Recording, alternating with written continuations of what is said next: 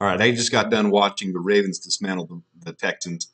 And a couple thoughts I wanted to put together real quick for you so you can see was the thoughts I was having during this entire game of Justin Fields versus Lamar Jackson and the narrative that keeps getting spun about Justin Fields and how he isn't elite and how he isn't this or that or his records so many losses and not very many wins. And it just doesn't add up to me. I want to go through a couple quick things, and I think it's going to help people realize that there's a lot of help needed to make a quarterback who that quarterback needs to be. So here is, you can pause this if you want to, you can look through it. Here is the stats, and if you take away the quarterback record on each of them and look at the rest of it, these are two very similar quarterbacks. These are two very similar dual threat quarterbacks. And I'm going to get to a little bit of a interview Alex Smith, former quarterback out of Utah, University of Utah, who played for the Chiefs and had that gruesome leg injury, but very respected in the NFL, very intelligent quarterback. He had some thoughts on Justin Fields just recently, the beginning of this month. I'm going to share some of those. So if you just look through some of these, does Lamar Jackson ever get scrutinized for not being a 4,000-yard passing quarterback? This year was really the first time he had even much over 3,000 yards. Most of them have been in the 2,000 range, just like Justin Fields. Very, very similar stats all around the board from yards, completion percentage. Until recently this year, Jackson had 67%. Interceptions, success rate, everything is very, very similar, including the rushing too. I'm not going to spend a lot of time here. What I want to get to is this. So this, I'm going to give credit where it's due. Cole Noble of USA Today released this article. Former Pro Bowl quarterback drops bold comparison between Justin Fields and MVP frontrunner. I'm going to go quick. And then also Kevin Lapka on Twitter posted this. And it kind of, I remember being over Christmas and looking at this. And I'm just like, why in the hell is Justin Fields so scrutinized when people don't realize what's going on, when they see this and they don't get the big picture? And you look at those two comparisons on the right side. Fields, 29 total touchdowns, 192 total yards, 19 giveaways, 84 rating. Jackson, 24 total touchdowns, 449 yards, 15 giveaways, and 94 rating. That's extremely similar. While one is in the MVP conversation, which he should be, and the team, I mean, the MVP is always determined by the team doing great and that quarterback doing good.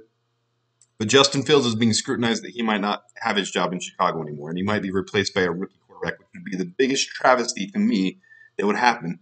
And there's a lot of things that have happened in Chicago sports, but that would be the biggest travesty, is giving up on this potential Hall of Famer, this breakout performer, Justin Fields, who I am higher on than probably anybody else, but I'm going to back it, and I'm going to put stuff behind it that do back it, and I hope people take the time to listen to it and realize that there's more to the story than just the stat line, just what it looks like on paper, or the wins and losses, which is not a quarterback stat.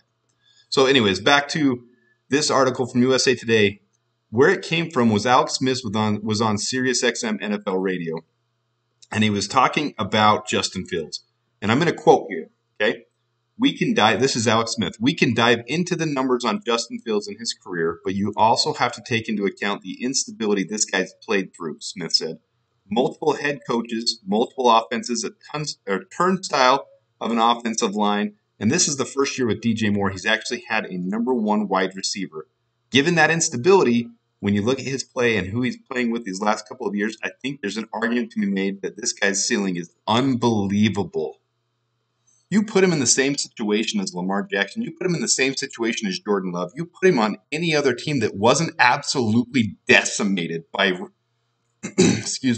by Ryan Pace. If this team wasn't completely destroyed by Ryan Pace, we wouldn't have had to go through a rebuild. But this is a rebuild, and you've got this amazing figurehead at the front of your team, Justin Fields, who puts his head down, first one in the locker room, last one to leave the building at night, puts his head down, takes the scrutiny, takes the punishment, and just says, you know what, I put my faith in God. Whatever happens, happens. There's a plan for me.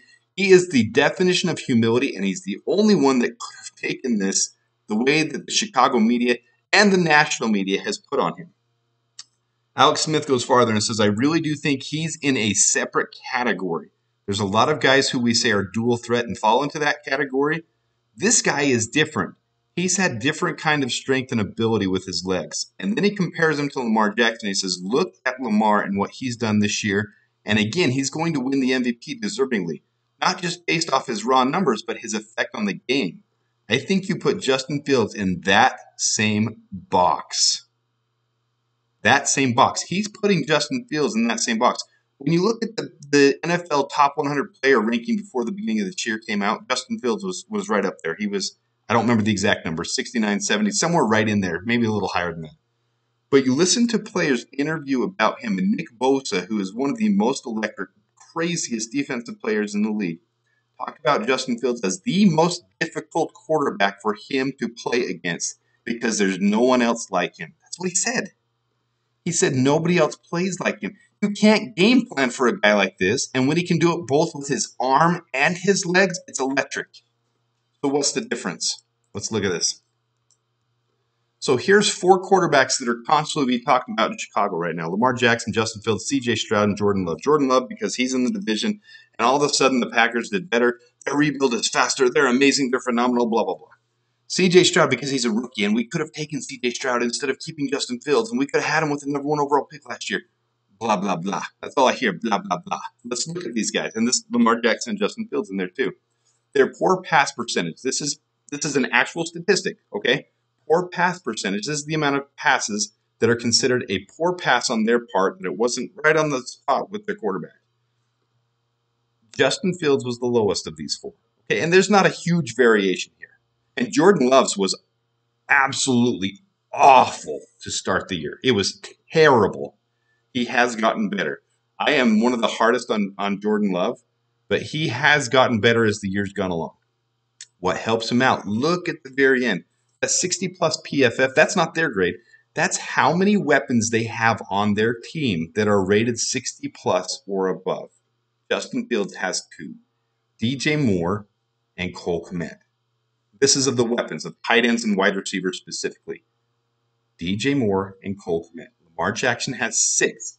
And on top of that, I just got done listening to Joe Buck talk about how he's got a solid offensive line with a veteran in Odell Beckham Jr. and a rookie in Zay Flowers, and he just kept listing all of these things to help him. The pressure, this is exactly what Joe Buck just said on TV.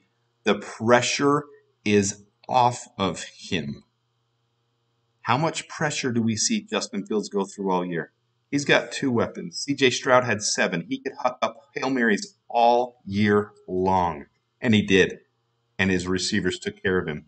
Jordan Love just had a wide smorgasbord, and let's give credit where it's due. The Packers' offense is run efficiently. There is great gameplay calling.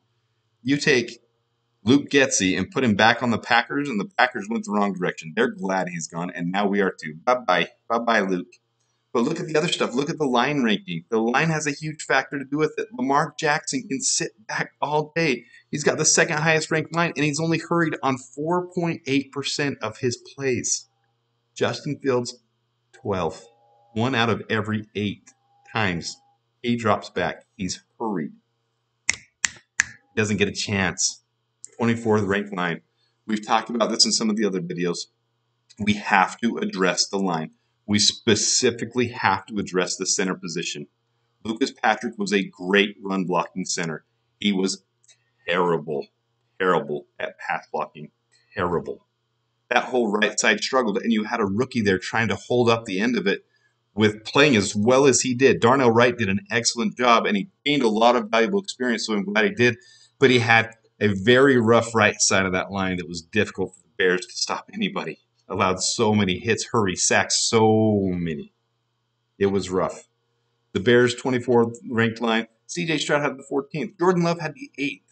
How many 500-yard receivers did each of them have? Well, that's a result of the other things. Having the weapons as tight ends and wide receivers, and having the line to protect them. It's pretty clear cut, guys. It really is as simple as that, what the Bears need to do. They need to continue to build up the line and the weapons. We have 1 offensive lineman that is a first-round pick. One. We have DJ Moore. That's it on wide receiver. We have got to build up that room. All right, those are my thoughts after watching Lamar Jackson, after watching Justin Fields this whole year, after seeing some of those articles, and just piecing together my thoughts. I hope you enjoyed it. Please hit the like button, subscribe. Let's keep rolling this thing. And if you have any thoughts, I'd love to hear about them in the comments. I love to interact with you guys. So until next time, let's keep going and bear down.